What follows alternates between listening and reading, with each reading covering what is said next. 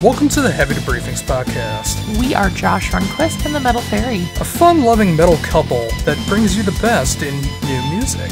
What did you just make me listen to? As well as movies. 3 hours later, nothing of value was added. TV. It's going good, so why not cancel it? Video games. Here's an idea. Remake the game, but make it worse. Wrestling. Why are we still watching this week after week? And all things entertainment. I knew it. I knew she was behind Black Guy Games. And a little insight into our personal lives. You don't mind that I trauma dump on you, do you? Emotional support girlfriend, party one. He's a handsome fella. I know, you keep telling me. We're made for each other, because no one else would have us. Enjoy the show. Hey everybody, this is Josh Runquist here for the Heavy Debriefings podcast, episode 71, which is 69 with two fingers up the This is Josh Runquist, along with Metal Faerie. How are you doing? I mean, we've both been up since right around 3 a.m., I believe it was. Right around? Couldn't sleep anymore. We're gonna have to sleep more later. But we figured, hey, let's get up, let's have a little snack, and let's do the show. Yeah, should keep in mind, it is now 7, so, Yes. I woke up before you did, so I've been up for about 4 hours now after sleeping about 2-3 hours maybe. Something like that. So, yeah, this is probably the optimal time to be recording a weekly podcast. Exactly. You definitely don't know what's going to be coming out of our mouths this week. This is still kind of a truncated show this week. We don't have accountability this week, although we'll go ahead and give away that we'll be doing the latest album from Swallow the Sun, Shining, next week. Yes. We do have the final OT&WIM, as the Metal Faerie likes to call it.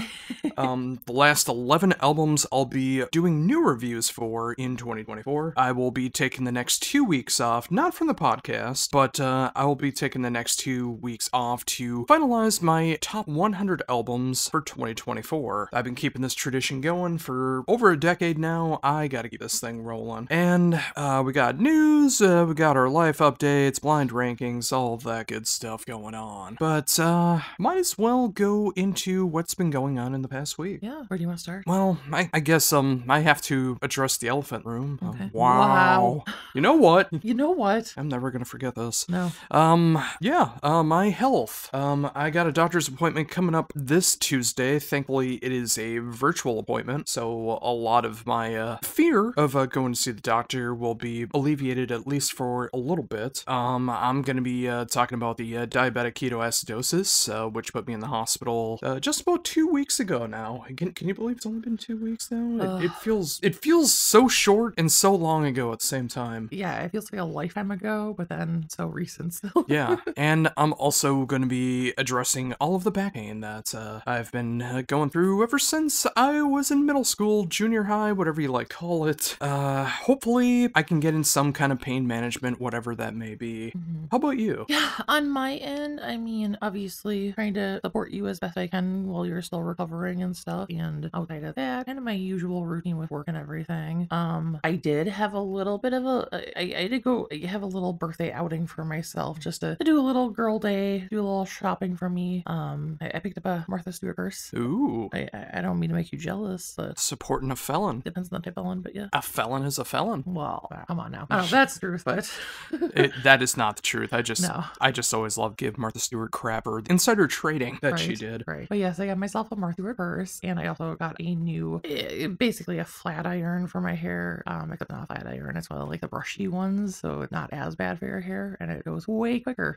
Does it hurt? No, not at all. Good. I'd like to hear that. So, yeah, Goth Girl got a Martha Stewart bag. I am the Practical Goth. You are the Practical Goth. Yeah, because it's not too stylish, it's not gaudy, it's not... No. It feels like it's the kind of purse that carries everything that you need it to carry. Yes. It's very practical, but it's cute still too, but it's very like mellow, subdued. It's not like attention seeking, just a really nice purse. Yeah, totally understand. So outside of that, we watched the Penguin finale. Yes, we did. And what an emotional roller coaster that final episode was. Oh, So yes. many twists, so many turns. Yes. In hindsight, when you look back on it, you can see those things coming a mile away when you Yeah. look Oh, at totally. everything that's going on. But when you get lost in the moment, you don't think about those things. Mm-hmm. And I think the Penguin did such a good job of kind of making you forget that it is the story of the rise of the Penguin. Yeah. You know, basically becoming the crime lord of Gotham City. Mm-hmm. You forget that as as you're watching. Yeah. Well, and also, like, and this is something we've talked about on the show before, but like, some of these characters, like, they're evil. We know they're villains for a reason, but they're still human. So there's moments where they fool you. They show that human side, and you're like, oh, there's good in there. And you think they're going to continue that good path because you get tricked into it. And then that changes out of nowhere. And it's like, oh, yep. In one of the most jaw-dropping moments in the entire series. Yes, which we won't give it away because it hasn't even been a week since it came out. But if you watch this, if you haven't watched it yet, go watch it because you should. Even if you're not like a comic book fan, a Batman fan, anything, this is just a good series. But Batman doesn't even appear in it. No, not at all. There's no superpowers at all in this series. No. If that is a turn off for you. Yeah, but watch it. Your jaw will drop. Although, I do have to give away the very ending. Okay. The very, very ending. Oh, yes, I know where you're going with this. Yeah, because, look, even though I say the Batman's not in it, he is indeed hinted at the very end. Yes. And I don't think it gives anything away that the very end signifies that the Batman 2, the Batman Part 2, whatever it's going to be called, the next movie is going to be the next thing in this universe. Mm-hmm. And they give that away with putting out the bat signal. Yeah. And as we were talking... You had some questions for me about the Penguin and some of the things that happened, like, well, wait, this and this happened? Mm-hmm. How is this connected? Right. I didn't know this and this was a thing. Yeah. Also, what was that L at the end? in the very last second, what was that L that flashed on the screen? Yes. And I said, what L? There's no L. What? So, Max makes it very inconvenient to scroll back after you watch it to find a specific spot. So, it took a few minutes to go back to the very, very last moment of the episode. And I had to look again and pause it. And it was the bat signal with the Batman logo. Yeah. But you thought it was an L. Well, to be fair, it's not like it was like, it wasn't even like with its placement. It was kind of tilted to the right a little bit, you know? So from the right angle, it looks like an L. Why are you trying to justify this? Because it's true.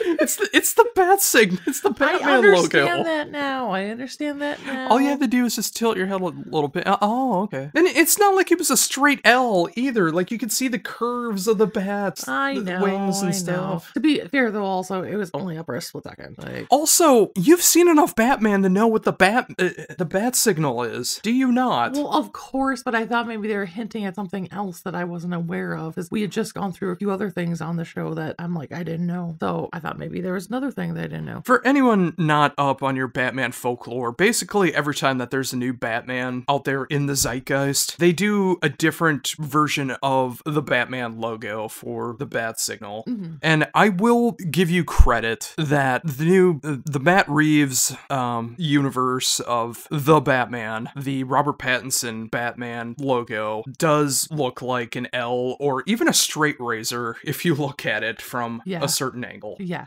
But it is clearly the bat signal. And when we went back and we paused it and I had a chance to look, then I can really see that. But like when it just comes up for a split second and you're sitting on the right side of the TV, it looked like an L. Which means that it was right in front of you, so you should have saw it better. Put the S out. You know, with how much we've been swearing lately, I'm surprised we're not just letting all of it lie at this point. Yeah, that's true. The reason I say that is because I think that's a good segue into what's basically been taken predominantly our entire week. Yeah. Which you kind of hinted at, where you talk about how these characters are clearly evil, but they'll occasionally do something good. Yes. But then they remind you again how evil they really are. Mm-hmm. And of course, if you didn't check out the last show, I finally got, because of the Penguin, I finally got the Metal Faerie to start checking out The Sopranos. I got bagoo. 25 years this year since the very first episode came out. Yes. You are basically the same age as Meadow when the show started, basically. Yes. Yeah. You know, there's a little bit in the timelines and stuff like that, but that's basically where it's at. Yeah. So from that aspect, what's it like going back 25 years ago and looking at things from that lens? It seems so much older and vintage than when I was there at that time. This is what things are like. Oh, I'm old. Well, it reminds me, like, it's the only one I ever saw, but the original Fast and Furious movie. Yeah. Like, the whole thing was, like, them heisting TVs with VCRs built in. Yeah. That was the big steal. Yeah, yeah. Well, like, in Meadow being into, like, Britney Spears and Sync and stuff like that, and, like, the different things. And what other poster does she have up there, along with all of them? Of course.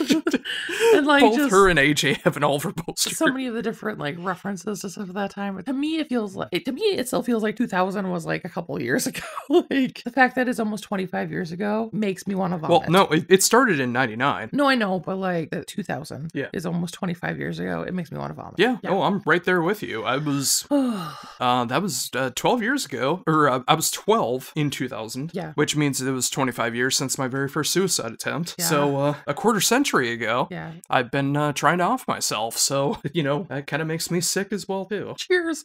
Hey, it's very on brand for The Sopranos. That is true. And seeing her, like, in college, when I was in college at the time, too, and some of the, like, things that's like, yep, oh, that, yep. But of course, you didn't go to Columbia. No, oh, heavens, no. I would never have gotten in there. What, the grades weren't good enough, or? Not for Columbia. I mean, that's like a Ivy Legal. I did not know that. I believe so, anyways. No, you're probably right. I just don't know all the Ivy schools out there. Oh, yeah. No. I mean, I did fine, but not like Ivy League material.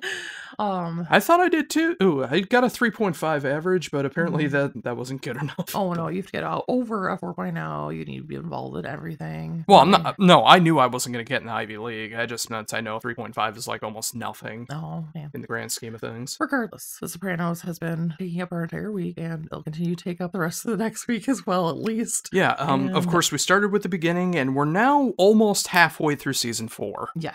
How has this been for you, going from, you know, like, things that were shot all the way even back into 1996 in some aspects? Yeah. And it took, like, a few years to make. And then now in 2002, like, how have you felt about the show and the progression and everything that's been going on with it? I mean, I thoroughly enjoyed the show, first I'll say that, but it's definitely weird, especially in today's economy, seeing a lot of the, like, racial comments and bigotry and just a lot of stuff along those lines. Like, it's so really... it holds up in 2024. Yes and no. Like, I mean, I don't know that this show could be, like, I don't think it could be, like, put out there the way it is right now, or it was then now. Like, even though racism and everything is clearly forefront right now, and I feel like there are things that could pick that, but it needs, if it's going to be out there now and in, like, mainstream and stuff like that, it needs to be depicted in more of a negative light, because it doesn't feel like it really was, you know, like yes, there's counterbalances to it in the show, but it also kind of gives them a floor to, like, make it seem like they're coming from a place of, like, legit thought, and that would not fly, no, and it shouldn't fly. Well, that is how a lot of people felt, especially back then. I know, and now too. It's the authenticity but it shouldn't be, and it wouldn't fly anymore. Well, we don't get to talk about what shouldn't be anymore, considering who's going to be president in January. There's a lot of things that shouldn't be that are about to happen. Oh, well, right. I wasn't going to get that deep into it, but yes, I guess, like, for me, it's like, goes back, like, you go back and it is shocking. I mean, this is the second time I'm watching it. I mean, I watched it as a kid. Yeah. You know, I was 10, 11 years old when this first came out and I started watching it. So, you know, it's like I'm watching it again. And so many things are, like, very vivid for me that I vividly remember for stuff, other things that I completely forgot about that happened. But yeah, like, going back and hearing the language, like, it is shocking, but it isn't something that I would necessarily get rid of, because it was that period of time where that happened. And you're also following people that are not good, you know, like, they're all monsters. Everyone on the show is a monster. Oh, yeah. And trying to sanitize that makes them more human when they are monsters. No, I get that. I'm not saying that I would change it, because they're monsters, they should appear as monsters, but I don't think today's society, I don't think today's media would allow that. The media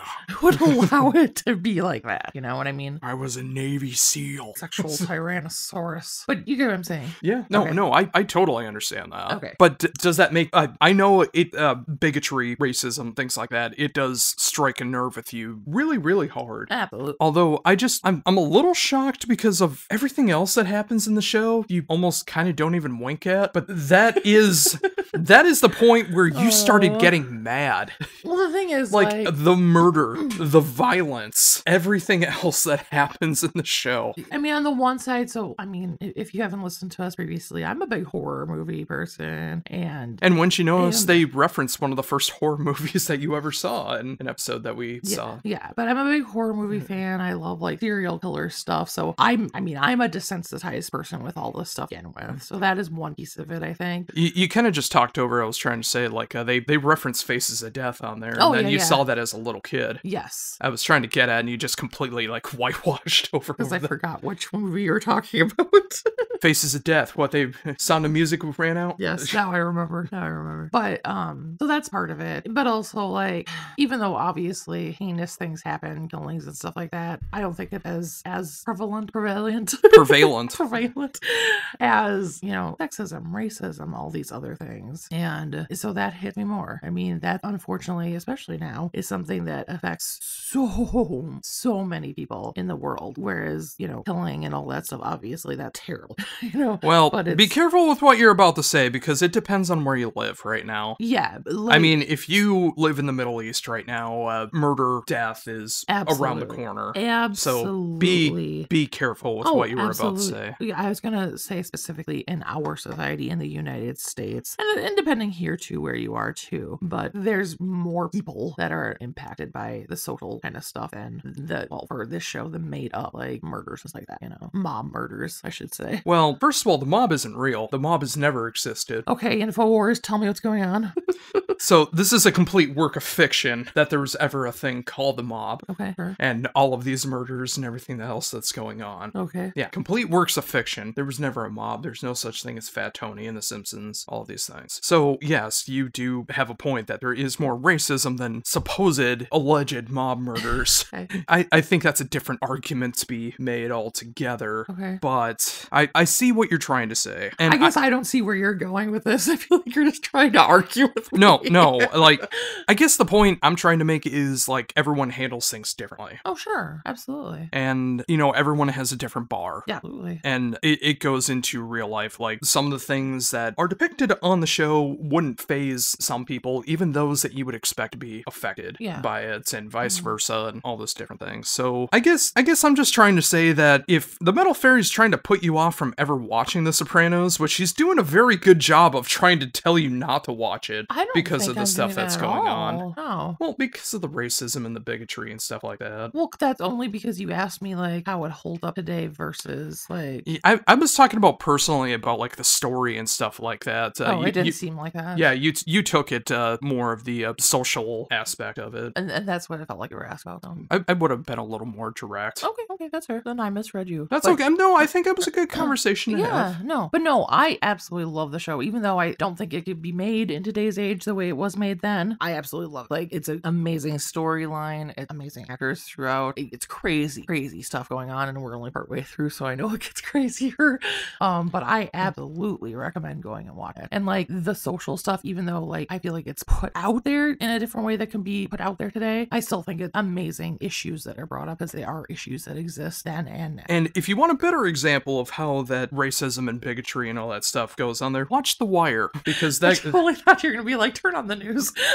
Well, the news is another great way to put that out there as well. It's only going to be getting worse here, folks, and I'm not just scared about the racism and bigotry and stuff like that, but people who aren't rich are also going to be affected in the next 100%. 4 years as well too, and I'm so very scared that I'm going to lose my insurance over the next 4 years. Apparently, one of the people that Trump is putting into his cabinet is talking about how he's going to be cutting Social Security, and I don't know if he was joking or being serious, but he was putting out there that if your Social Security ends in an odd number, you're getting cut. That's awesome. Yeah. See, that's 50% right there. Right.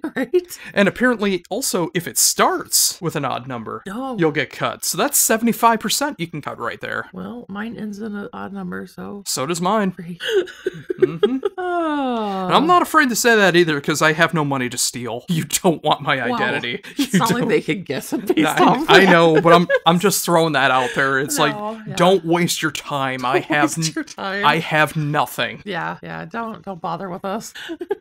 We have nothing. We have a 1-bedroom apartment in a suburb. Exactly. So that wasn't all that we did this week. In fact, in the middle of the week, we had to get out for a few hours because we thought we were going to be losing electricity in our apartment, just to show how well off we are, I know, truly. right. And to be fair, part of the building was shut off. And Yep, especially one of the parts that I specifically needed, the elevator. And while we were out, it might have been shut down. We don't know for sure if it never shut down our apartment. Yes, I do, because I left the PlayStation 5 on, and okay. if the electricity did go out, I would have got that warning that you should have shut it off correctly. Okay. I never got that. I got you. So it never did shut off. But yeah, like they're going through a bunch of updates in our building, and we had one other round. There's going to be at least one more round at some point. And the last time it shut off right at the time that they said they were going to. And it didn't this time, so we hung out for a little while, kind of anticipating it. But we saw it was turned off down the hallway, so we're like, well, let's get out for a while, and then then we're not like just sitting here waiting for it to shut off on us, you know? So we got out for a little bit. We had a little adventure that we'll get into now.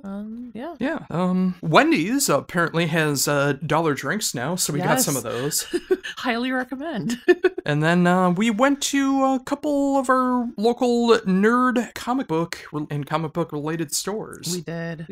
We went to the furthest out one first, and then we circled back around to make it easier. Yes. But we got a few things at that first one. We did. So I finally found a Poison Ivy action figure. Actually, where saw is she? 2 throughout the day. I haven't put her over by my desk yet. I still need to find a place. But I mean, it's not the best one. I definitely have my eye on getting more in the future. But I love Poison Ivy. She's definitely one of my favorite female superheroes. Villains, depending on which episode. I think you mean anti-hero? Anti-hero, shmoo. I'm going to bed.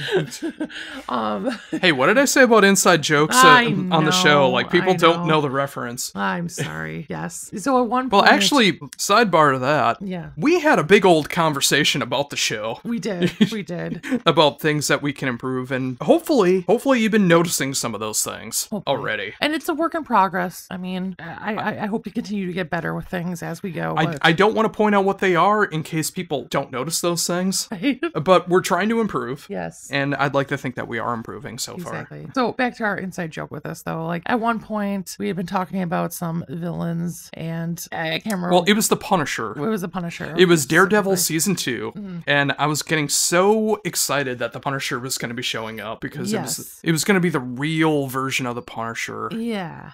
And I was trying to explain things to you, and what happened? I had referred to him as a villain, basically, and... Well, in the beginning of Daredevil, he does kind of come off as a villain. Yeah, and this was before I was too familiar with him. And you corrected me in like all your nerdy glory. You're like, I believe you mean anti-hero, and I just had enough with his mansplaining at that point. So I said, hey, mansplaining wasn't a thing back then. It wasn't called mansplaining, but you were still mansplaining. And I did it as a joke. I know you did. I'm eating into it, okay? And I was just sick of that, so I'm like, I'm going to bed. And you did. I did. So that's why I use that on occasion now. But yes, she is one of my favorite female anti-heroes.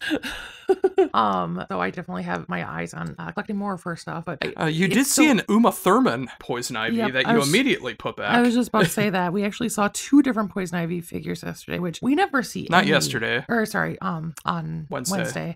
Which never happens, because we've been looking for Poison Ivy figures in person. I mean, I know they're online and I could order them at some point, but in person we have never seen any. The hunt is better than the catch. Right. So it was amazing to see 2. But yeah, that Uma Thurman one was just hideous. But the one that we found at the first store, it's not one that came in box. It was just like kind of a loose one in a bag. But a loosey goosey. But yeah, it was cheap, and I'm excited to finally have my first Poison Ivy. Yeah. With how you are with Poison Ivy is how I feel about Bane. Yeah. And boy, did I see a really, really cool Bane. Yeah. One that you showed me. $80. Yeah. So we put that right back. Yeah. And then we did see another Bane at the second store, but there was no price on it. And I don't trust comic book stores when they don't have prices on things, because then if you show them that you're interested, they will up that price. Yes, they will. Because who's going to tell them not to? Exactly. So unfortunately, no Banes came home with us, but we did get a couple other things. Yes. The first one is a brand new action figure of Mr. Burns from The Simpsons as the Bram Stoker's Francis Ford Coppola Dracula. Yes. From one of the best Treehouse of Horror segments, Bart Simpson Simpsons Dracula. And he looks exactly like him. It's just so great. The hair. It's He also perfect. comes with a coffin that's spring-loaded, so if you move a lever, he, like, comes out of the casket. Yep. And it's also glow-in-the-dark as well, so Mhm. if you leave it in the light, even though we haven't messed with it yet, and we should. Yeah. If you put it in the light and then you put it in there, apparently it's supposed to be more horrified. Yeah. Which, I believe there's, like, blood around his mouth and stuff like that happens. Right. If I understand things correctly. Yeah. Also, something that I didn't know even existed, found a Spawn playset for the Spawn movie. The greatest piece of cinema history, especially for the year 1997. Oh, jeez. The final battle that happens in the movie, there's a little playset on it. And we saw it for, what, 10, 15 bucks? Yeah, something like that. Like, really cheap. Yeah, I looked online on, like, eBay. It almost goes for, like, 90 bucks, depending on the condition and stuff like that. So, 10, 15 bucks, it's not that bad. Not bad at all. So we had to jump on that. You can see where it's at right now. Did I put it in a good spot? I think that's in a fine spot. I think some other things we might have to adjust for a little because I think we're getting a little lopsided on where things are. Yeah, a couple of them fell and I just put them back up. Okay, that sounds good. We'll deal with that later. Yeah, so yeah. Yeah. And then, of course, we got Burns, not really in the Simpsons area of the house, kind of have it in between the Wolverine and Batman popcorn buckets that we have. Well, it's on top of the Sins area. Yeah, So it's close. It's an approximate. Yeah. And to be fair, like, we don't have to keep, like, the popcorn bucket and the Wolverine where they Well, are. where else would we put them? That's true. For right now. Yeah. I mean, if we want to have them as display pieces, I mean, that's pretty much it. That's true. But yeah, that's what we found. We didn't find any comics this time, but Although we did go to the second store as well, too, and we did see some cool things there. Oh, yeah. Saw Castlevania Symphony of the Night soundtrack on vinyl, which I was really contemplating. I know. I feel like it'd be cheaper other places, so... No, I looked online, it was going for the same price. Really? I thought it was a few bucks cheaper. Okay. No. Well, I mean, there might be a store that might have it cheaper online, an online store, but, like, that's the average price. Okay. And there was some other stuff there, too, like, again, like you mentioned, there was another Bane. Yeah. But there was no price on it, and I don't want to be upcharged, and it's like, oh, this is $70 because you want it. Yeah. We did also conclude through both our visits there that I can't forget the name of the series of The Simpsons action figures that we have so many of now. The Super 7. The Super 7. We've pretty much cleared them out of anything that we need at this point. Well, I'm not even sure if they're going to be making any of those anymore because, like the Burns one that we got, that's a different company. Yeah. And they might have switched licensing agreements and stuff, so it might be a different company doing stuff now. I gotcha. So those could be even more collectible and stuff. And yeah. No, there's ones left that I don't have. There's Fat Guy Homer, or King Size Homer. Oh, was that in the store? No. Oh, okay. There's, I think it was Flanders as either the devil or the werewolf or something. There's Dredrick Tatum. Yeah. I knew there was more out there, but not like in the stores locally. Yeah, we only saw like Ralph in the one store. Yeah. And then there was a couple of repeats in the second store, which sucks, but yeah. Yeah. All right, I think before we continue rambling on back and forth like that, we might as well get into the news. Yeah, so it wouldn't be heavy debriefings if we didn't have some negative bad news to start with. Dave Coulier, Uncle Joey. Cut it out. Cut it out. Uncle Joey has unfortunately been diagnosed with stage 3 non-Hodgkin lymphoma. This was discovered after he had an upper respiratory infection, caused major swelling in his lymph nodes, and when he got some results back, unfortunately, he found this out. Thankfully, it's stage 3 and not stage 4. Yeah. So there is still kind of a fighting chance. Yeah. And I heard that it hadn't like spread yet to his skin, which I know that's where it can kind of target and stuff. And of course, according to Curb Your Enthusiasm, that is not the good Hodgkins. No. Larry David, no. And of course, there is no good Hodgkins. There is no good Hodgkins, but yeah, super sad. Like, I mean, I definitely watched Full House growing up. And of course, we're all familiar with Alanis Morissette and him in a theater. You know, I went down on him in a movie theater too. I didn't write a song about it. Exactly, I knew it. But no, it's sad seeing the people of our childhood go or facing illnesses that might lead to their demise. Exactly. It really sucks. From what everything I've seen though, it seems like he is tackling this with like the most optimistic personality you could possibly have. Always very touching. That always seemed to be like his personality to begin with. Yeah, very positive though. Yeah, hopefully everything goes good through his journey and he gets back to normal healthiness. One can only hope. Although I will say John Stamos is probably going to outlive us all. Well, that is given, yeah. He's going to outlive everybody on Full House. Him and the B-Boys. Unfortunately. Moving over to music news. So, one of my beloved favorite bands to Die For. Oh, here we go. There has been a statement put out from the singer Yape. On Facebook, he put out the statement, "To Die For has been my whole life for many, many years. The band has broken up several times, but always with strong will and perseverance, it has been kept alive. In April 2024, we did a tour in Mexico, and it felt good to notice that the fans had not forgotten us. However, during the entire tour, Black Cloud followed us because I was in pain for almost the entire tour. I forced myself to sing and perform even if it wasn't always worth it, and it really took a toll after coming back to Finland. I had to cancel all the scheduled acoustic gigs that I do from time to time. I've never had the right technique for singing anyway, and now it backfired in a serious way. The remaining original To Die For members are willing to continue making music under the name of Die For, and they have my blessing to do so. They are my friends. I'm still making songs by myself at home with no plans for the future, and if I ever get my throat singing in shape, then in that case I might return to a more active role in music. Until then, I'll heal my mental hangover alone by sailing and figuring out the winds of my life. Love to all. Best regards, Yape." So I'm super sad. If you're not familiar with To Die For, they're obviously from Finland, like he had mentioned, but they're very much of that kind of goth rock metal.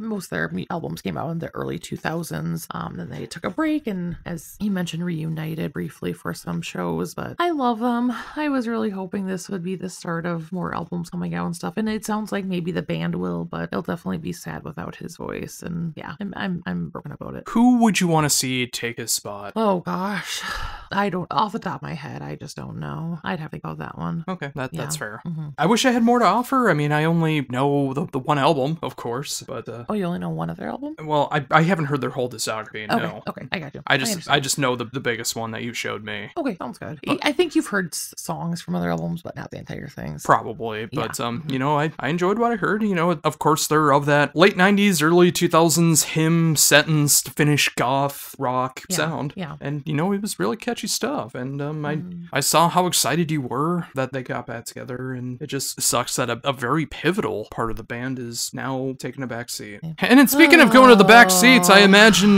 many divorced dads and cougar moms are going to be in the back seat for this festival that we're going to be talking about. Yep. So a festival for we the people, Rock the Country 2025 has been announced. 10 small towns, 10 massive shows. First of all, I just want to say that their idea of a small town and my idea of a small town are two very, very different things. I mean, some of them I'm not familiar with, but just a few examples: Knoxville, Tennessee; Ocala, Florida; Little Rock, Arkansas; Sioux Falls, South Dakota. These are not little towns. If you've heard of them, they're not little towns. Yeah. Like my hometown, you haven't heard of. That is a small town. Yeah. Yep. The fact the only chain in my hometown is a gas station. Mm-hmm. There's no Walmart, there's no McDonald's, there's nothing like that. Yeah.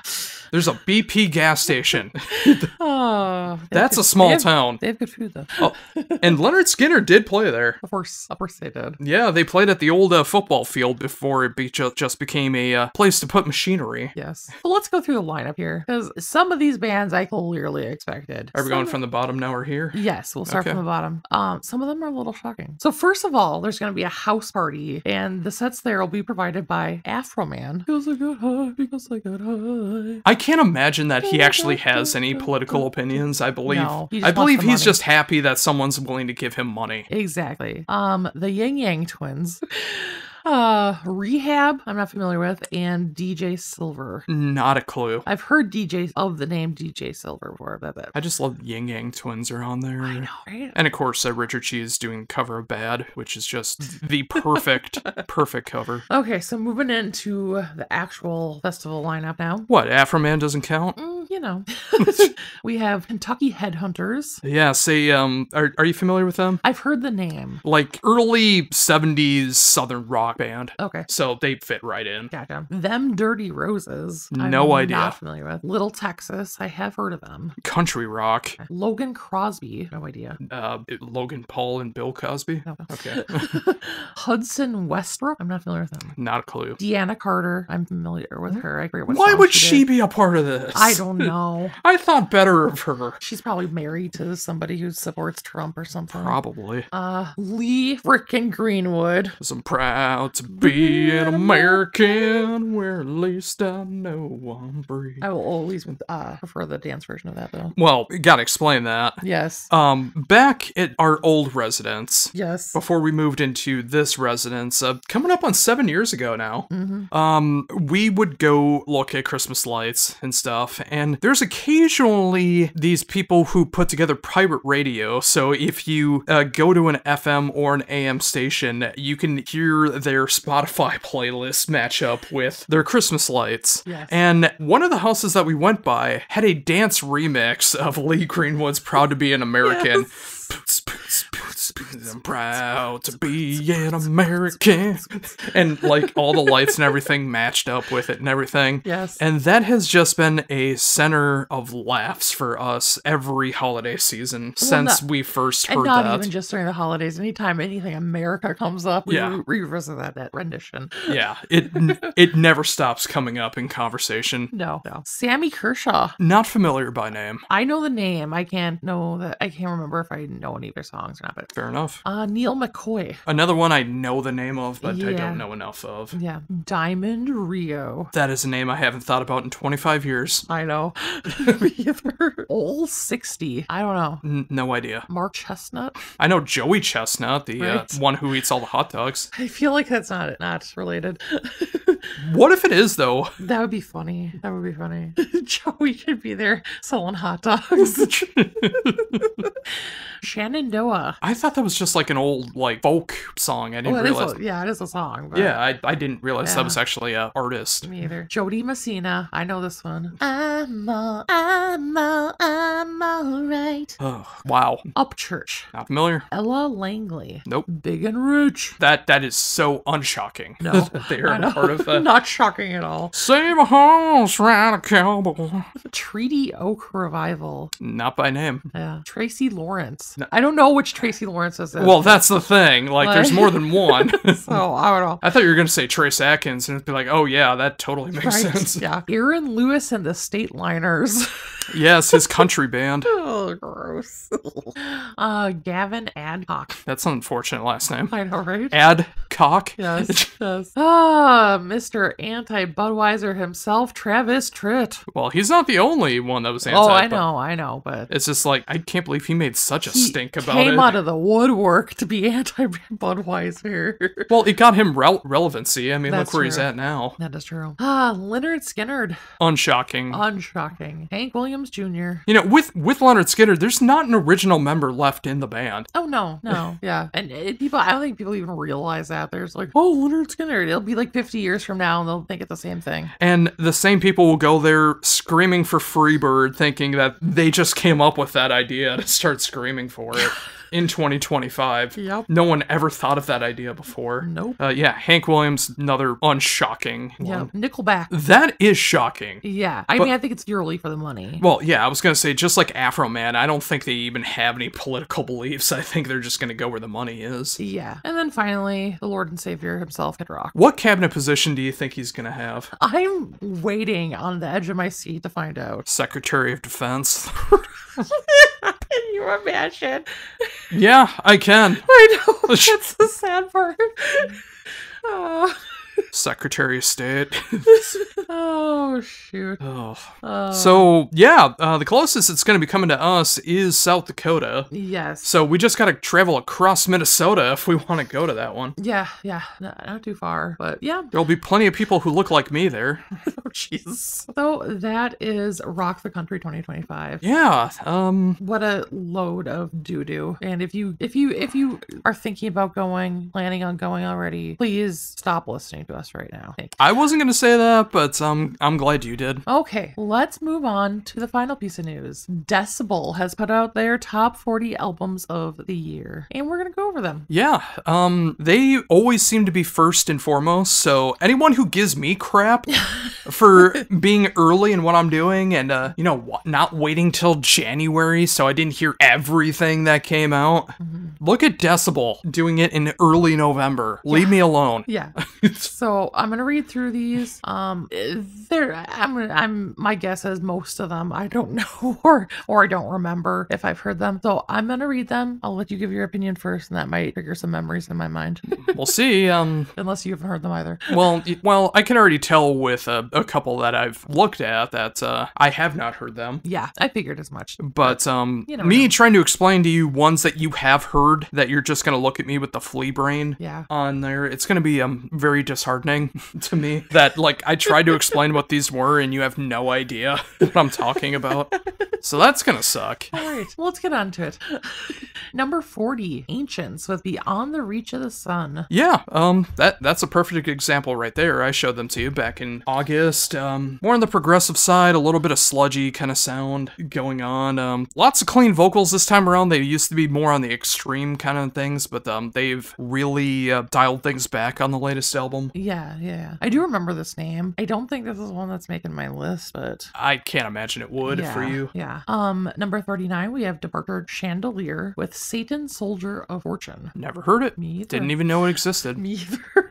Number 38, we have Oranzi Pazuzu with Mutatuja. Yes, I showed this to you before. It is very avant-garde. On this particular album, it's quite electronic and industrial as well. Like, you had a really hard time with the song that you heard from this. Yeah, I do remember this one because the Pazuzu just keeps giving me a giggle because I keep thinking of you with a little Pazuzu flag. Yeah, the little college flag. It says Pazuzu on there. Number 37, Darkthrone with It Beckons Us All. Didn't hear it. No. Totally forgot it came out. Yeah.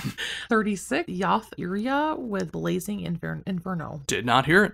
35, Vicious Blade with Relentless Force. You have heard this one. It is a debut album, female-fronted, thrashy, crust punk, black and roll kind of stuff. I really dug this one. I do kind of remember this one. I don't think I was super strong either way with my opinions on this one, but yeah, fair enough. Well, I mean, they're not going to have any metalcore on this list. They're not going to have any AOR on here. Yeah. Decibel tends to focus on the extreme end of things when it comes to metal. That is true. Number 34, High on Fire with Cometh the Storm. Didn't even know they had a new album out this year. Yeah. Totally missed it. 33, Deceased with Children of the Morgue. I did not hear this.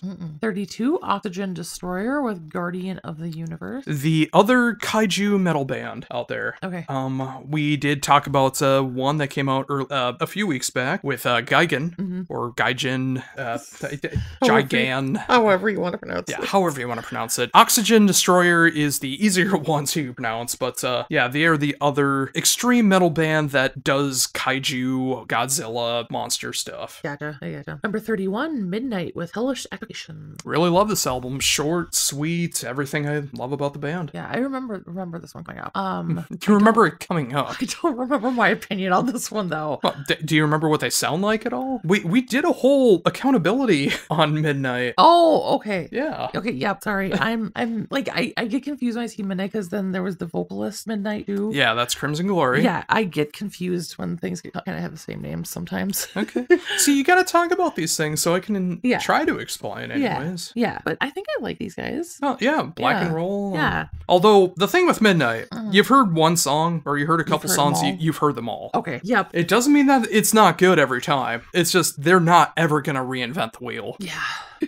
Number 30, Lucifer with Lucifer 5. I totally missed this one. I really like them. Female-fronted doom. Yeah. Doom rock. I do remember occult this rock. band, yeah, from previous album. Yeah, I just completely forgot they had a new one. Yeah. 29, Passage Diver. Come on, that's French. Passage d'Iver with Debriefings. A couple weeks ago on YouTube, I got recommended this one. Yeah. But it was after I did all my album reviews for the year, so I have yet to hear it. I get you. So I have no thoughts on this one. I understand.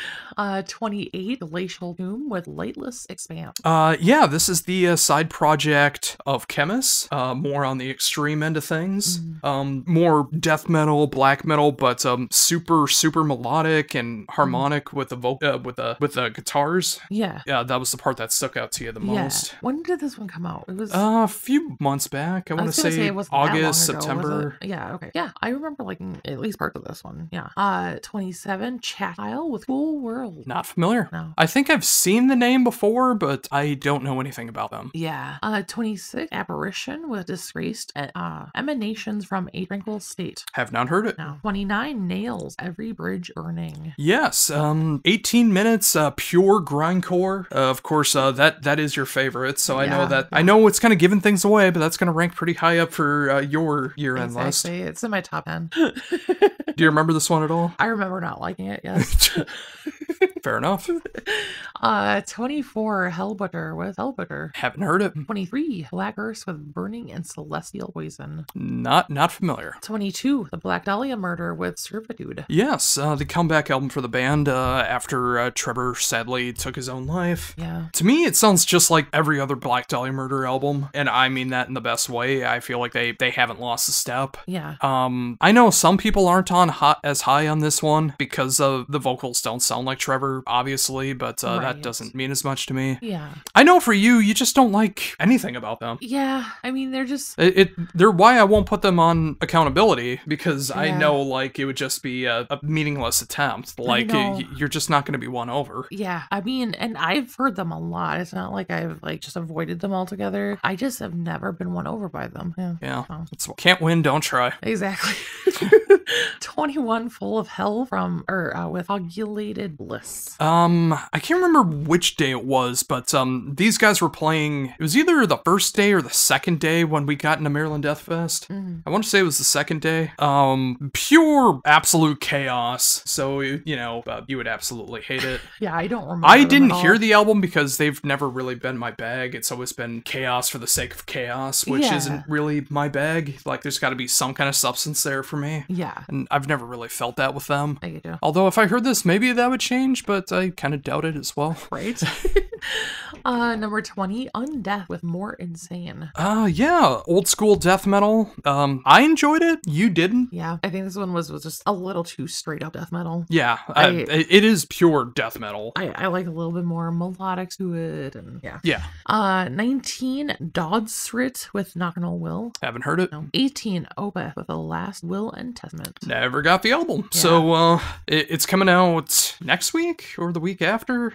I don't know, but never got the album. It's not out yet as the time of recording. Yeah. I'm not cool enough to get this particular promo. Yeah. I just heard the 2 songs, and I said before for me that I need to hear the album in context, because Opeth is that kind of band for me where I need to hear the whole album to get it. Yeah. For you didn't like either song? No, I did not. So, yeah. Number 17, Terminal Nation with Echoes from the Devil's Den. Didn't hear it. 16, Ulcerate with Cutting the Throat of God. I know, like, if you like the very extreme end of things, like, this is supposedly one of the best albums of the year. I never checked it out. Yeah. 15, Spectral Voice with Spragmos? Spragmos. Yes, I thoroughly enjoy this one. A side project of Blood Incantation. More on the very, very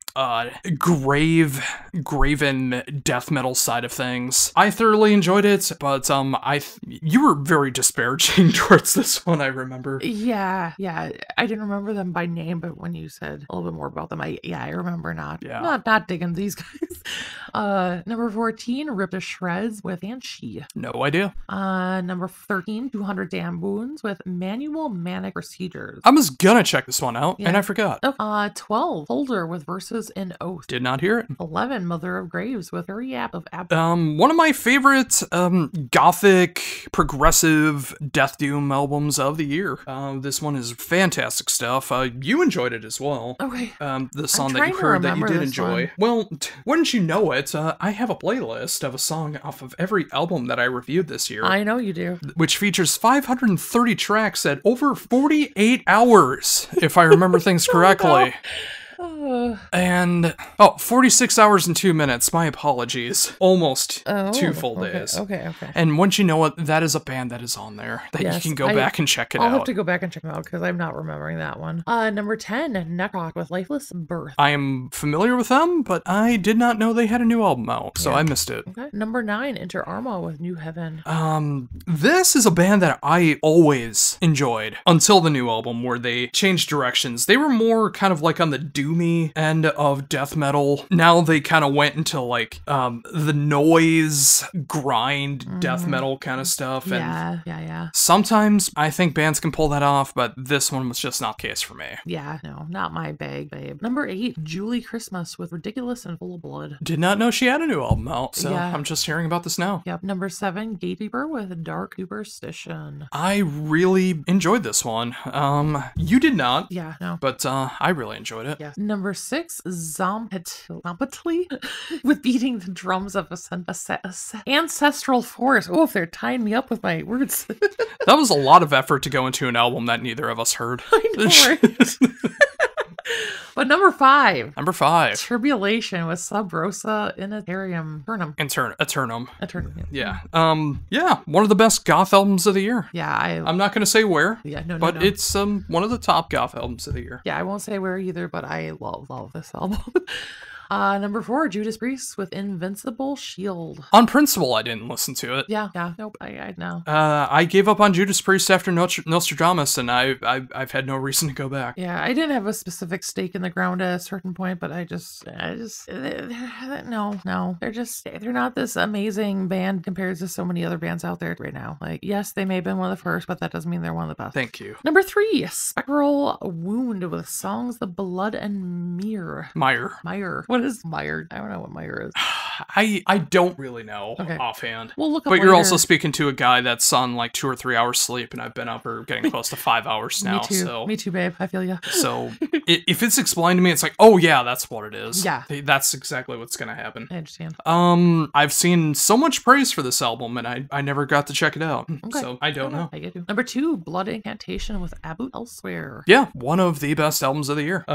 You did like at least parts of this? Yeah.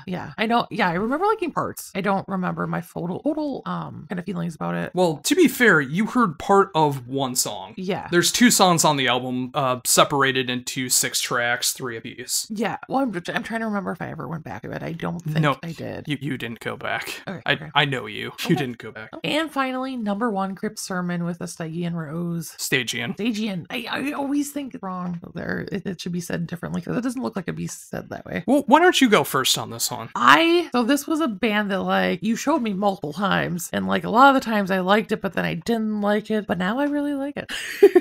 And it's very thoroughly enjoyable. It's like it has that 80s kind of horror-y kind of vibe to it, a little bit of that heavy metal sound, but then like a little bit harsher and more intense kind of, and this is a good mix, and I come around to them. And I'm very happy to hear that, and I'm glad to see them at number 1. I'm surprised. Yeah, I am as well, especially for Decibel, who focuses so much on the extreme end of things. Yeah. They picked a epic doom album Yeah. as number 1, which Yeah. I never ever would have expected. No, me either. But I'm happy to see it. Yeah. I think it's well deserved. Absolutely. Whether it's my number 1 or not, you're gonna have to wait for December 2nd through the 13th to find out for the top 100 albums of 2024. Exactly. And as you can see here, I clearly haven't heard everything. Yeah. So what about you? How do you feel about Decibel's top 40 albums of 2024? Is it a good list, bad list? Anything on this list that I didn't check out that I should check out? Please let me know in the comments down below. Alright folks, now it's time for the shortest segment of the show, Blind Rankings. Yeah. Took a couple episodes off due to obvious reasons if you check out the show, but we got a couple of them each for us, so we'll be getting into that now. Yeah. Those not familiar, it's basically a top 5 list. They get called out in any particular order, have to rank it 1 to 5, each gets its own ranking, and when all 5 are done, you can switch 2 spots. So yeah. Who's going first? I'm fine either way. Let's do you first. Okay. Well, the first one I have for you is Universal horror characters. Okay. All right. Okay. So, up first, The Mummy, 4, Wolfman, 2, Dracula, 3, Frankenstein's Monster, 1. Phantom of the Opera is 5 then. So, 5 Phantom of the Opera, 4 Mummy, 3 Dracula, 2 Wolfman, 1 Frankenstein's Monster. You know what? I'm actually gonna keep it like that. Really? I don't Okay. think the Wolfman gets enough credit. I get that. Obviously, Dracula's bigger and better, but it's personal, so I think Yeah. Wolfman deserves a little more love. All right. That's Yeah. very nice. All right, and I have 2 for you, and the first one is top 5 shows I've shown you. Okay. Sopranos. Oh, gosh. And I know we're only halfway through. Yeah. And this could easily change. I'm gonna go with 4. Oh, ouch. Well, just because there's so many other ones that could come up. Okay. King of the Hill. 1. Oh, okay. Futurama. 5. Son of BoJack. 2. And that leaves number 3, Curb Your Enthusiasm. So, number 5, Futurama. 4, Sopranos. 3, Curb Your Enthusiasm. 2, BoJack Horseman. And 1, King of the Hill. I'm gonna... I mean, 1 should be BoJack, 2 should be... Well, I'm gonna switch BoJack and King of the Hill. But King of the Hill and Curb could go either way. Okay. Yeah. So, repeating that again. Number 5, Futurama. 4, Sopranos. 3, Curb Your Enthusiasm. 2, King of the Hill. And 1, BoJack Horseman. Yes. I'm okay with that. I can live with that one. Okay, that's fair. Okay. Your next one. Christmas movies. Christmas Vacation. It's a sore subject, but we'll get there. Christmas Vacation. 2, Bad Santa. 4, Krampus. 5, Muppets Christmas Carol. 3, Scrooged. 1. Okay, so we got 5 Krampus, 4 Bad Santa, 3 Muppets Christmas Carol, 2 Christmas Vacation, and 1 Scrooged. I am perfectly a-okay with that. Okay, fair. I could make the argument that Christmas Vacation is number 1. Yeah. But it really depends on the day. Sometimes it's Scrooged, sometimes it's Christmas Vacation. I understand. All right, so just to keep things on theme for the show this week, since almost every topic we've at least covered the show at some point this week, top 5 Sopranos characters so far. Oh, okay. Uncle June. 3. Christopher. Yeah, 5. Well, they all should. Yeah, well, they do, but you know what I do. Tony. 4. Syl. Which one is Syl? He owns the Bada Bing. Little Stevie. Oh. From Bruce Springsteen. I mean, I guess I have to do 2 because that's the lowest one next. Okay, and that means number 1, Paulie. Paulie Walnuts. Paulie has totally come around on me. Like, Thank you! I did not like him at first, but now I do like him. He would stay at number 1. I'm going to switch Tony and Syl. Tony's number 2. I think. Or wait, who did I have number 3? Number 3, you had Uncle June. I'm going to switch Uncle June and Syl. Also, you don't understand how happy that makes me that you finally got one over by Paulie Walnuts. I know. Is it the wings in his hair? It doesn't hurt. All right, so number 5 is Christopher. Yes. 4, Tony Soprano. 3, Syl. 2, Uncle June. And 1, Paulie Walnuts. Yeah. Out of those ones, yeah. I am disappointed in season 4. He's not on there as much. Yeah. Because he's in jail. Yeah, he's in jail. I'm not saying what will happen. Right. But, obviously in the first 3 seasons, I'm glad he went from the one that you said made you the most mad. Yeah. To one you just got completely won over by. I know. Is it the episode where him and Christopher get lost in the woods? That definitely is an amazing episode, and I want to see more of his adventures. But it's more than that. And also just other ones annoying me more. Doing more things. Oh, I could have done more and made it the 5 most hated. That's true. But we're only about halfway through the show, so yes, there's more characters to come. Yes. So there'll be future lists probably. There'll be future lists, but I think that's pretty fair. And there you go for the blind rankings for this week on the Heavy Debriefings podcast. All right, we are at the final 2 segments of the show this week. Again, we're not doing accountability this week. Next week will be Swallow the Sun with Shining. We decided on this instead of doing the spin the choice wheel, as you heard the title track from Shining. Yes. From Swallow the Sun. You really enjoyed it, so I just said, hey, why don't we just do that next week? Yeah. So I'm excited for you to actually get to hear that one. Me too. We thought about doing it for the show this week, but then we were just too tired. Yeah. We did way too much stuff yesterday for us to even consider having you sit down and listen to a full album. It's true. So that'll happen next week. But now we gotta open up our little black book. It's true. And check out some hot, sexy singles for this week. Yeah. And wouldn't you know, we almost have as many hot, sexy singles as we do album reviews this week. It's a change. Yeah. You got 11 albums for Out Today and What I Missed, but we got plenty of singles this week. And are they hot? Are they sexy? Some are. Some will make you cry. Some will make you cry in a different way. But all of them, I can say without a shadow of a doubt, we checked out. We did. So let's get into it. Let's start strong. Let's start with a little Brooks and Dunn. A band that I am surprised is not a part of the Rock the Country festival. Right? So they are putting out a new album, and No, it came out yesterday. Oh, it came out now. Okay. Yeah, Revamped 2. Yeah. Which, apparently, well, I mean, you could kind of gather this from the title. They already did an album where they did revamped versions of their classic hits. Yeah. They did it again with the same songs. Oops, they did it again. Because they put out a brand new single featuring Hailstorm. I'm pretty sure it's just Lizzie Hale. I can't imagine Yeah. anyone else from the band is a part of this, but I could be wrong. But I can't imagine Brooks and Dunn playing the music that heavy, but... Oh, you are so naive if you think Brooks and Dunn is actually playing the music on their albums nowadays.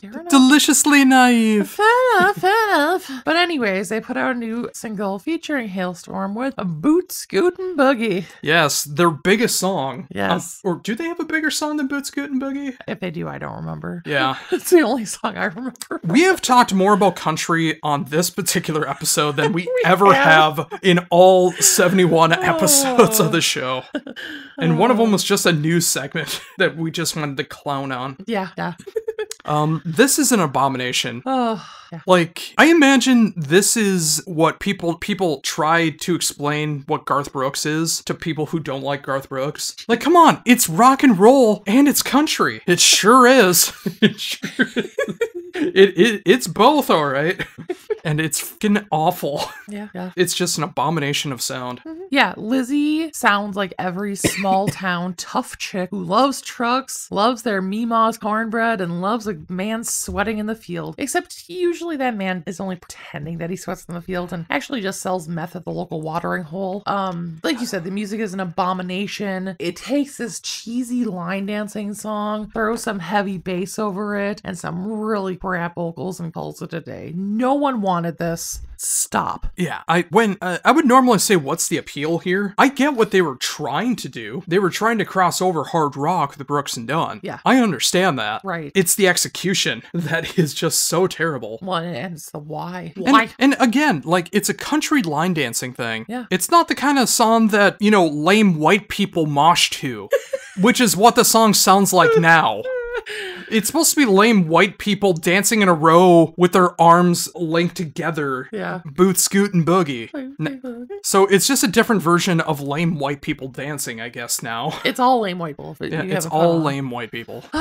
Let's move on. Magic Dance is back with the Dead Boys. Yes, so far just a standalone single. It could be off a new EP, it could be off a new album. None of that is for certain yet, but a couple weeks ago, John came out and said that he got the band back, and no longer under the control of Frontiers Music, and it's no longer a band, it is back to being a one-man project, and he tried so hard over the last 4 years with The Runaway Wild, and it was never the same. Yeah, I mean, there's good stuff, but it was, but like it just... Magic Dance. Yeah, it just wasn't the same. Magic Dance has come back, and they're back to the former glory that I loved about Magic Dance so much, and I am so glad to see it back. 80s hard rock, AOR, synth pop, all combined together. The song really does feel like kind of like the Magic Dance version of The Boys Are Back to Town. Kinda. Like it, but a tinge of horror to it. Yeah, it's the horror 80s horror movie version of that. Yeah. And I'm just so thankful they're back. And I really hope there will be a new album next year. Yeah. So I absolutely love it. If you listen to the lyrics, like, these are the boys that from that aforementioned small town that Lizzie wouldn't touch. These aren't the boys selling meth at the local watering hole. These are the ones, driving down the road in the middle of the night, listening to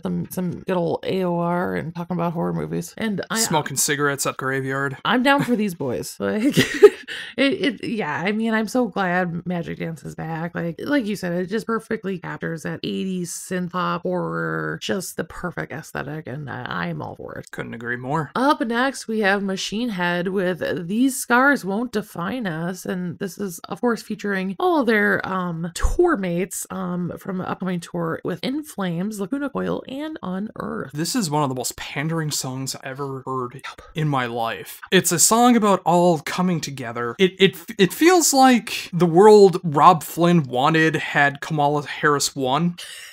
but she didn't. And it came out almost 3 weeks later. Too little, too late. Yeah. And I get what they were trying to do. Like, you never usually see bands put a collaborative song together to announce a tour. It's something different, so you can give them that. But again, like the Boot Scoot and Boogie cover, the execution is just so terrible. No one shines on this thing. No. It's a generic early 2000s new metal song that does nothing. It's just a giant flyer for the tour. And I already didn't want to go, but now I don't want to go. I really don't want to go.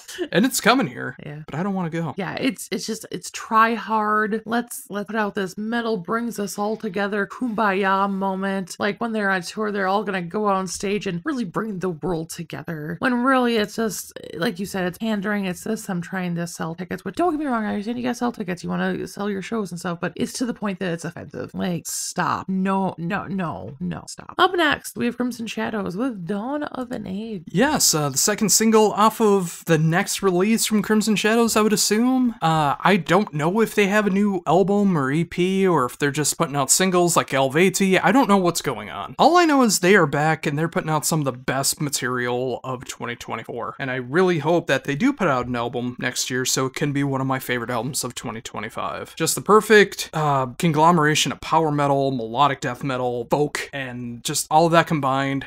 Growls and cleans combined together. Their drummer's dating Lindsay Schoolcraft, never forget. just a fantastic song. Yeah, I absolutely love this song. It makes you want to shake your tush, set out to sea, and take on the world. Are you saying that because ships were used so much in the lyric video? No, it just gives me that kind of grand going on an adventure kind of vibe, you know? Okay. But yeah, they just have such a powerful sound to them. Love the vocals, both the harsh and the clean. Amazing guitar work throughout. Really, really, really good stuff.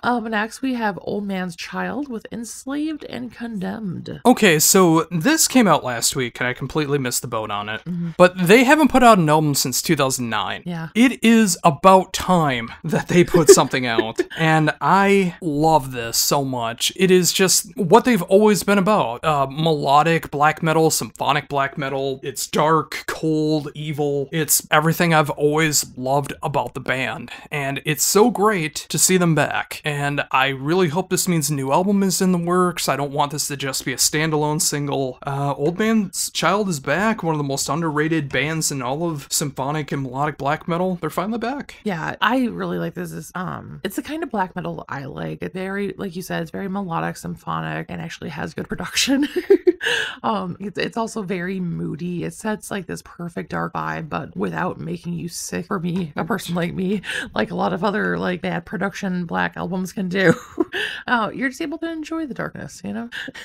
That's a fair way to put it. Yes. And they're also doing their lone US exclusive show next year in Montana and Fires at Distance festival, which is also going to have bands like Black Parade and Wardruna and so many others as well. Nice. Playing in the middle of Montana forest. That's pretty darn cool. It is. That'd be something that would be really cool to see. It would be. It would be. And finally, we have Harakiri for the Sky with Heal Me featuring Tim of Austere.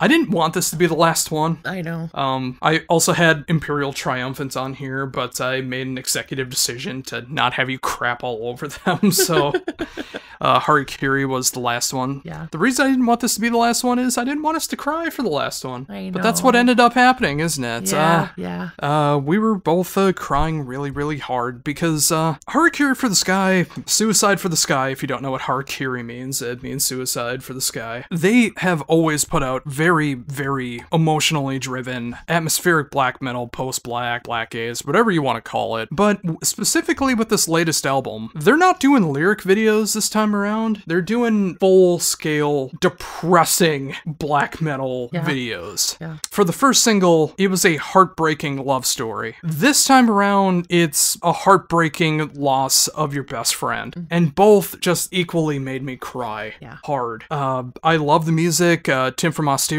who also putting out an incredible album this year as well.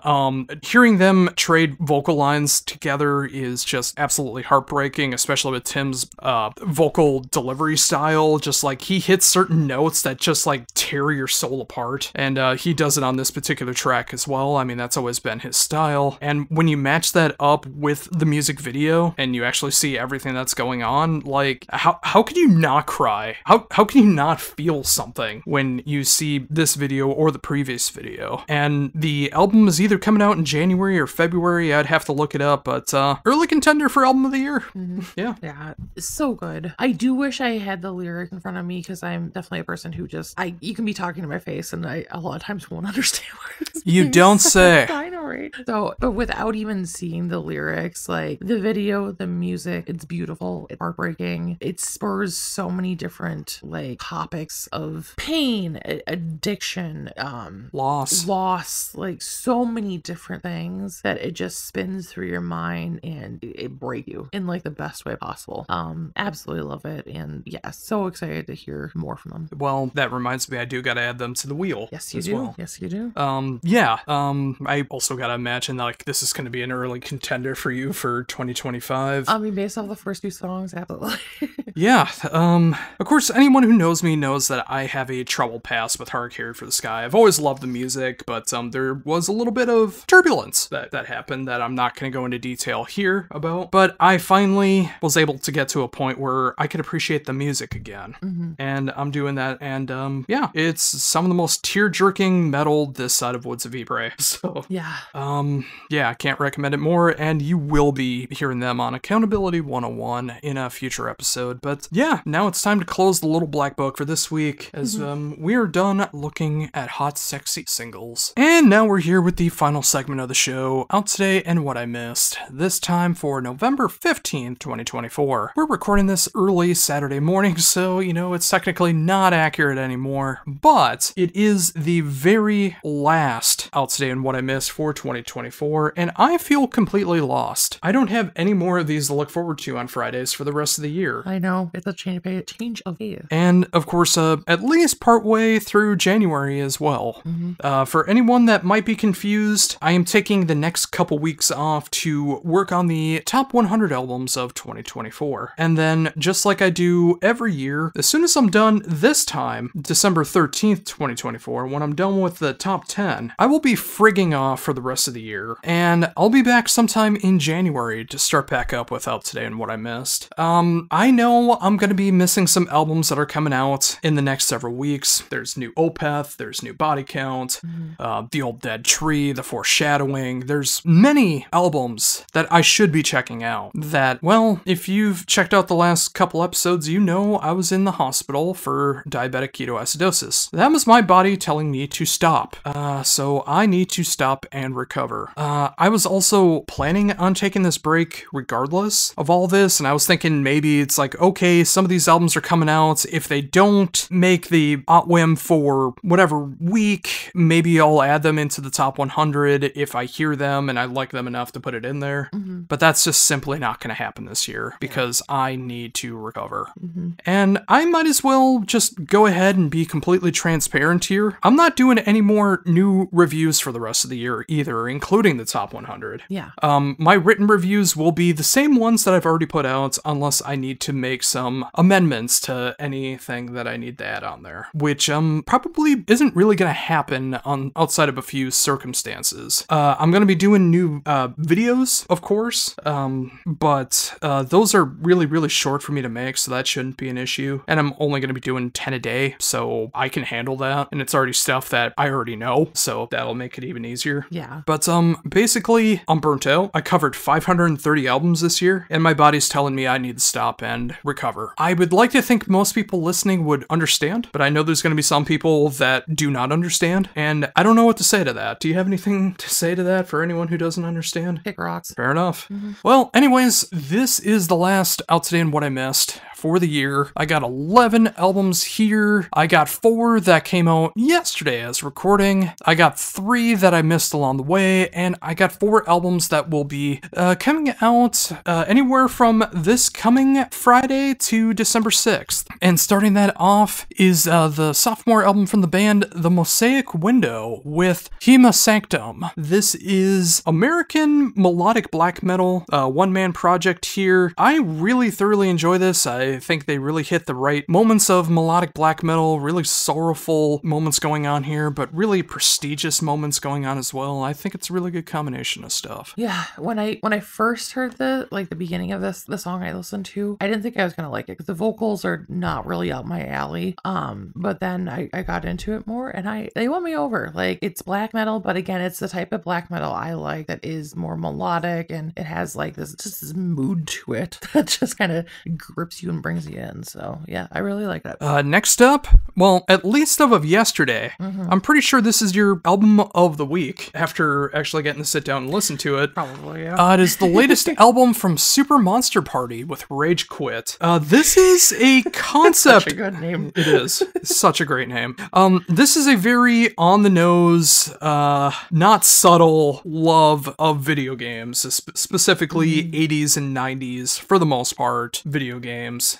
This is a concept album of, half of the album is like a storyline, and the other half is songs. And half of it is like explaining how you go from like one game into the next one, and then the songs that go into it. But it's power metal, it's metalcore, it's hard rock, it's ballads. It really captures the tone of so many different video game franchises, from Resident Evil to Super Mario to Zelda to Earthworm Jim, Sonic, Mortal Kombat, Castlevania.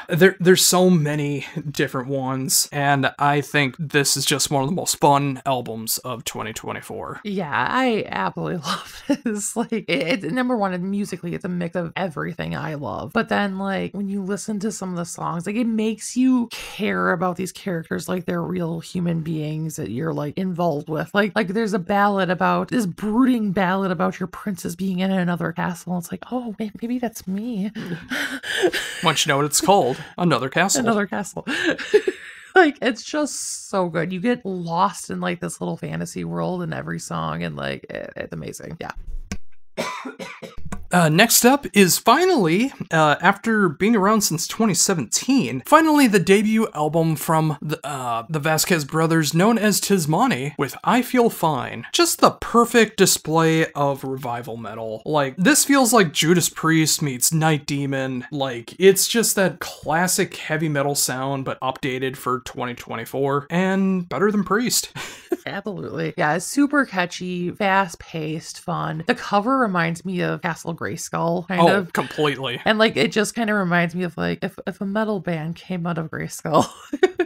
Yeah, I really like it. That is a fair way to put it. And finally, the last brand new album that I'm covering out for the day of release is the latest album from Voodoo Circle with Hail to the King. This is everything you love about 70s through 90s hard rock heavy metal. It's Whitesnake, it's Zeppelin, it's Sabbath, it's all those bands, but it's also updated enough with kind of some AOR sound, some power metal sound, melodic hard rock. Like, it's a combination of all of it, and it's just super, super catchy. Yeah, I really like this one too. Like you said, it's a mix of so many different genres, that not hugely different genres, but like enough difference that it keeps it interesting and stuff. But then it has like this moodiness about it too that just kind of gives it a little bit more feeling than some of the other like AOR bands and stuff that you might find, you know?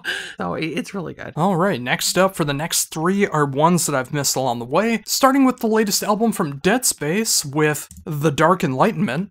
This band started off as a very grim black metal band, but on this album they decided to take a drastic change and kind of became very extreme avant-garde death metal. Some of the most like extreme avant-garde stuff this side of Portal, which blows my mind that they changed their sound that much.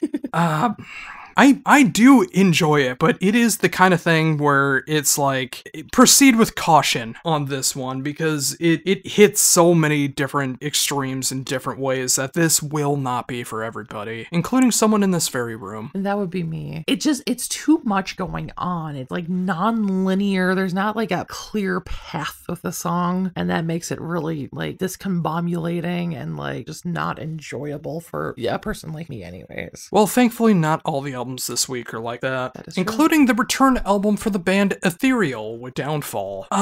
This Portuguese band has come back after breaking up in the mid-2000s. If I remember correctly, it's been 18 years since their previous album. Oof. And it's just really progressive gothic doom metal. Like, if you like early day Moonspell, this will be right up your alley. And guess what? I like Moonspell, along with the kid from AJ. AJ from Sopranos. You always forget his name. I do. Anthony Jr. Anthony Jr. Yeah, like it's very catchy. Like it's that perfect mix of heavy and melodic and some almost ethereal moments sometimes too. So they live up to their name. They live up to it. And I really like the guy's vocals on here. Like his vocals are really good. So it's really catchy, really good stuff. It truly is. And finally, for the stuff that I've missed, it is the debut album from Phosphorus with Cosmic Cenotaph. This is a duo band featuring your goth prince, Yes. Adrian Erlandson, doing yeah. drums. Mm-hmm. Before we get into that, what was it like when I interviewed him in front of you when we saw At the Gates? What was that like for you to be next to your goth prince? Getting the vapors. Yeah, I mean, yeah, not much more than that. Totally get it. Yeah, this is more on the kind of death metal end of gothic metal. Like, this really reminds me of the band Valenfire, which is a side project from Gregor of Paradise Lost, and once you know what, Adrian did the drums on in Valenfire, so it feels like this is a continuation of Valenfire. Yeah. And I really appreciate that. Whether that's intentional or not, it's the way it comes off.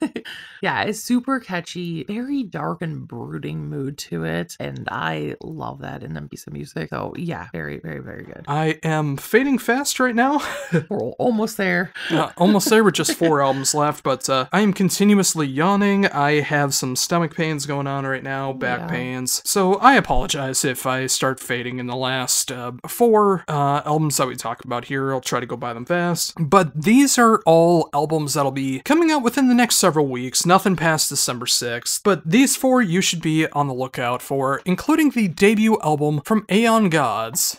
This is just, I don't understand why symphonic power metal is a dirty genre in 2024. Yeah. So many bands have gone out of their way to avoid this genre like a plague. It feels like ever since Amaranth became a thing, all these bands that had that sound are trying to copy them, and it feels like ever since Within Temptation completely ditched their symphonic sound, that everyone else had to join the fold as well. Yeah. This is a band that's not afraid to be a symphonic power metal band, and it makes me appreciate them that much more because it's not a dirty genre, it's a fun genre, it's an enjoyable genre, and I can only hope that this album will maybe inspire more bands to either get back to the sound or create a new band with the sound, whatever. Just bring back symphonic power metal. Yeah, it's some super catchy stuff. It's power metal, it's symphy, but it's also kind of dark and moody at the same time. And I love that because it's like, it knows what it is. Like, it's putting out like this persona, but it's not like either taking itself too seriously or making a joke of itself either. It's just thriving in what it is. Indeed. Next up is the sophomore album from Among These Ashes. This is a Michigan band that is pure sanctuary, nevermore worship. Like, the vocals remind you of Worldane, obviously not sounding exactly like Worldane. Right. But you can tell it's inspired. The guitars remind you so much of what Jeff Loomis would do. The drums remind you of what Van Williams would do. So on and so forth. Pure, unadulterated power thrash through and through. I really enjoy it. Yeah, super catchy,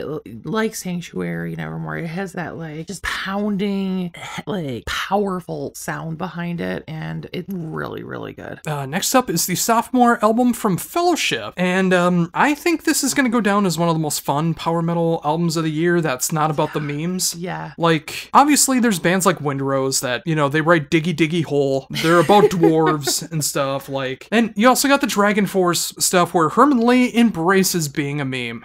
He embraces being a social media content creator more than being a musician. Yeah. Fellowship is a band that loves the theatrics, loves being in a power metal band, loves the folklore that they write about, and that's why they do it. Yeah. And it just comes off as just one of the most fun power metal albums of the year. Yeah, I love Fellowship. They're so just fun to listen to. You can't not be in a good spirit when you listen to Fellowship. Like, cheesy as can be, but so catchy, so enjoyable, so good, and they're just having fun with it. I'm curious, I can only imagine this will make your list, but yeah. I'm also curious how it's going to be on your list, because this comes out December 6th. So Yeah. I'm going to have to play it for you so you actually hear it and Yeah, I'll go figure from it there. out. I'll figure it out. Okay. And then finally, the final album that I'm covering this year, also coming out December 6th, is the latest album from Night in Gales with Shadow Reaper.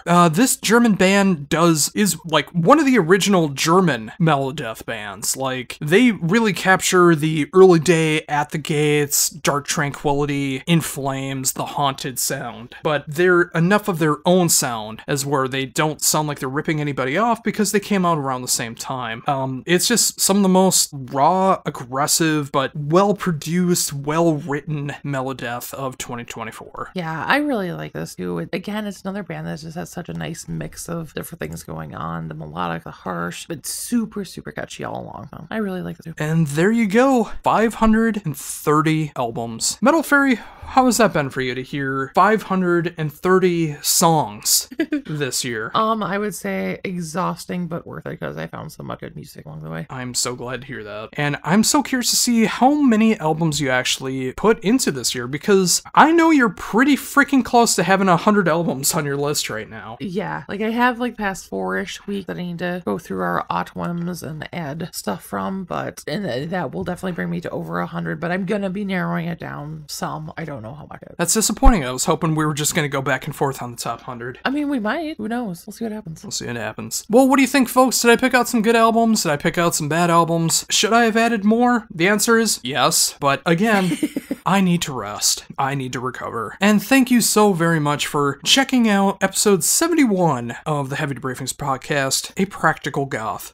We will be back next week. We'll be listening to Shining by Swallow the Sun for Accountability 101. Of course, we'll be talking more about The Sopranos, potentially even being done by next week, depending on how things go. We've been going through things pretty quickly, so you never know. Yeah. And of course, all the news, new singles, all the other stuff that we normally do on the show. And for the Metal Faerie, this is a very tired, very sickly, very much needs to recover Josh Runquist saying, "Embrace the Skullet." This has been the Heavy Debriefings podcast. Thank you for tuning in. Make sure to follow Heavy Debriefings on all your favorite social media sites: Facebook, Instagram, YouTube, and Threads. And of course, heavydebriefings.weebly.com for all of your Heavy Debriefings needs. Also check out the Metal Faerie at facebook.com at the Metal Faerie. Until next time.